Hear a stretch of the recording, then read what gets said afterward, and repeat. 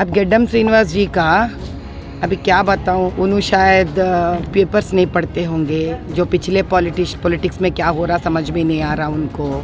और सबसे बड़ी तो सच ये है, अगर AMIM ज़्यादा जगह पे ठहरे, उम्मीदवारों को ठहरा है तो उसका भी गलत मतलब निकाल लिए। अभी कहाँ ठहरा है भाई? MIM तो मेरे हिसाब से 3 जगह पे तो ठहरे। अभी क्या फ़र्क पड़ रहा है इससे? अब बीजेपी से कैसा मिले हुए लगता? अभी गेड्डम श्रीनिवास भाई को बताइए, शांत हो जाने दीजिए। उनको कुछ समझ में नहीं रहा, क्या बात करना समझ में नहीं आ रहा, पब्लिसिटी कैसा करना समझ में नहीं आ रहा उनको। हमारे को पब्लिसिटी कैसा कर लेना नहीं मालूम। हम जनता के बीच में जाके उनका सुख दुख, उनका कष्ट निवारण करने का वो मालूम है हमारे को। मगर ये पब्लिसिटी हम सही बोली ना, उनसे पीछे ही है हम पब्लिसिटी की राजनीति माधवी लता को ही मालूम है, मुझे नहीं मालूम। उन्होंने सही कहा, माधवी लता ये समझती कि वो अकेली पढ़ लिखी सो है, वो उसका उनको ही अक्ल है, दूसरों को नहीं है। उनका निशाना कहाँ पर साधा गया, किस पर साधा गया, पूरी जनता आवाम को मालूम हो गया। ये जो है ना गंदी राजनीति जो माधवी लता कर रही, जनता के बीच में इन्हों एक नफरत पैदा कर रही। वो नफरत से लोग आज फिर लड़ने का माहौल इन लोग ला रहे। मैं यही विनती कर रहा हूँ, बीजेपी का जो वरिष्ठ नेता है, जरा इनको कंट्रोल करो।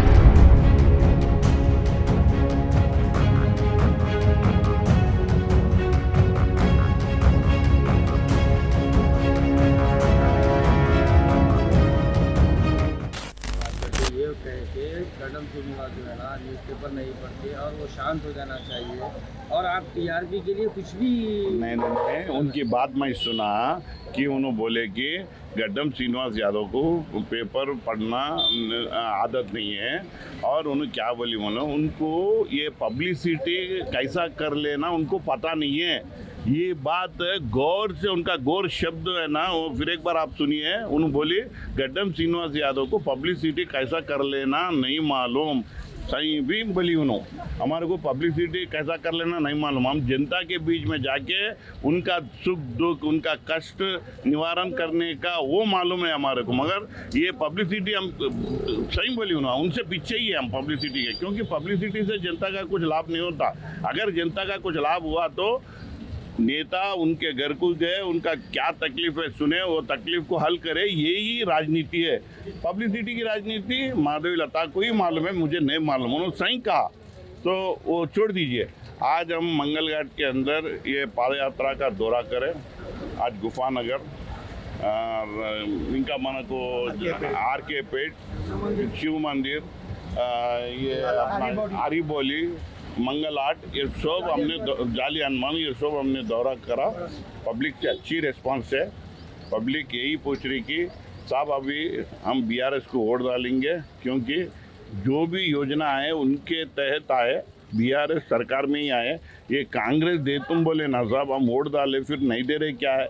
अभी तक 6 गारंटी महिला को 2,500 देते बोले ना, हम यही सोच रहे कौन आता कौन देते। रेवंत रेड्डी साहब कब आएंगे, हमारे को 2,500 कब देंगे, ऐसा ही उन लोग मेरे से प्रश्न कर रहे।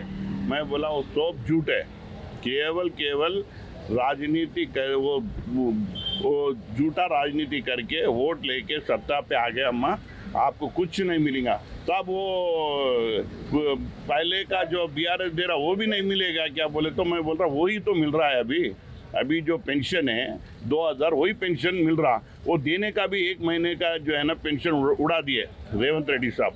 आज हम उनसे यही मांग कर रहे हैं कि जो BRS जो योजना दी, जो योजना के तहत लोगों को कुछ अच्छा लाभ हुआ, वही उनको याद है। अभी ये कांग्रेस 4 महीने में से उन लोगों का घर कांग्रेस की तरफ देख रहे, मगर कोई आ रहा नहीं, कोई उनकी योजना जो बताया गया वो दे रहा नहीं। इससे सीधा साबित हो गया कि आज कांग्रेस एक झूठा है। तो BRS के पक्ष में आज जनता ठहर रही है। इस बार ये पार्लियामेंट चुनाव को हम BRS को वोट डालेंगे और आपके मनोबल बढ़ाएंगे। हमारे लिए आप लड़ो, ऐसा हमारी आपसे विनती है बोल के लोग हमसे मांग कर रहे हैं। साहब एक सवाल ये है कि माधवी लता जो है ना श्री रामनवमी के टाइम पे एक त्रिशूल बनाकर जो है ना मस्जिद को टारगेट कर रहे हैं, उस पर आपका क्या कहना है? वो तो कह रही है कि मैंने मस्जिद को टारगेट नहीं किया, मेरी वीडियो जो है ना उसको एडिट कर गलत तरीके से वायरल किया जा रहा है, उस पर आपका क्या कहना है? माधवी लता ये समझती कि वो अकेली पढ़ लिखी सो है, वो उसका उनको ही अक्ल है, दूसरों को नहीं है। उनका निशाना कहाँ पर साधा गया, किस पर साधा गया, पूरी जनता आवाम को मालूम हो गया। अब वो भूल पहचान लिए, अभी कुछ डैमेज कंट्रोल उन्होंने कर ले रही, वो नहीं होएगा। ये जो है ना गंदी राजनीति जो माधवी लता कर रही, इनको उड़ा के फेंक देना है, इनको यहाँ चुनाव से उठा के फेंक देना है, क्योंकि इनसे कुछ जनता को लाभ नहीं होता बल्कि जनता को नुकसान होता। जनता के बीच में इन्हों एक नफरत पैदा कर रही, वो नफरत से लोग आज फिर लड़ने का माहौल इन लोग ला रहे।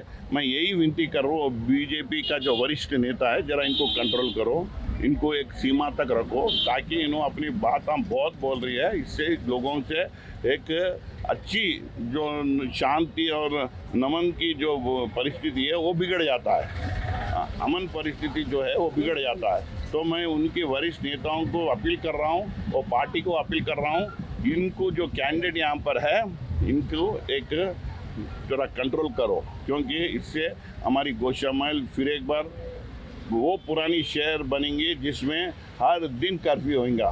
तो मैं उनसे यही निवेदन कर रहा हूँ, जो पिछले 10 साल से जो हमारे केसीआर सरकार जो था, हमारी केसीआर सरकार का जो सरकार था, जो हम सत्ते पे थे, उस टाइम एक दिन भी कर्फ्यू नहीं रखा।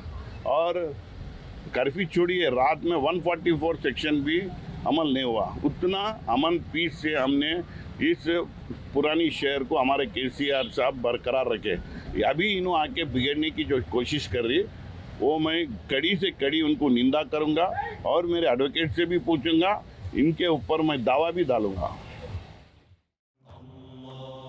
सारी इज्जतें अल्लाह ही के लिए है और अल्लाह ही मेहरबान निहायत रहम वाला है। हज और उम्रा का फरीजा अदा कीजिए Al Hind global services private limited के स्टार और बजट पैकेजेस के साथ। हरमैन शरीफ के करीब स्टार होटल्स में क़याम, 3 वक्त हैदराबादी जायकेदार खाने, AC बसेस के जरिए मुक़द्दस मुकामात की ज़ियारतें, सऊदी एयरलाइंस की डायरेक्ट फ्लाइट, हुकूमत सऊदी अरब और हुकूमत हिंदुस्तान से मंजूर शुदा। अल हिंद ट्रैवल्स की जानिब से हाजियों के लिए एक बेहतरीन तोहफा। अल हिंद के साथ उम्रा ट्रैवल करने वालों के लिए नेक्स्ट उम्रा ट्रिप पर 1% कैशबैक हासिल कीजिए। मुख्तलिफ ममालिक के वीज़ास और एयर टिकटिंग के लिए एक बार जरूर तशरीफ लाएं।